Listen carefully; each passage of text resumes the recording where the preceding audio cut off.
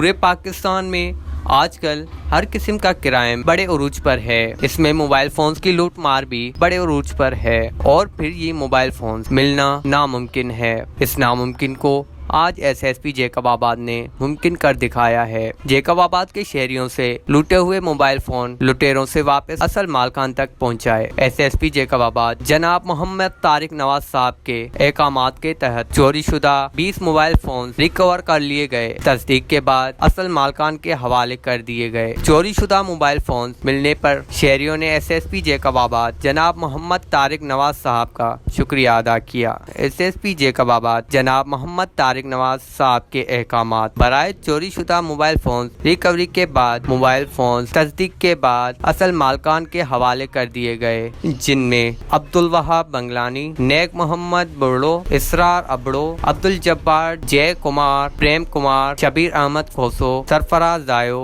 रशीद मलगानी, इरफान अली, यासिर मीरानी, अब्दुल रशीद मलगानी, अकरम हुसैन खारानी, मेहरुल्लाह, वाजिद अली शाह, सनी कुमार, इरशाद अहमद कहर, रहमतुल्लाह मुगेरी, अली गुल मंजू और वाजिद अली शाह। इस मौके पर शहरियों ने एसएसपी जैकबाबाद मोहम्मद तारिक नवाज साहब का शुक्रिया अदा किया। हजूर बख्श मुगेरी, 11 न्यूज़, जैकबाबाद।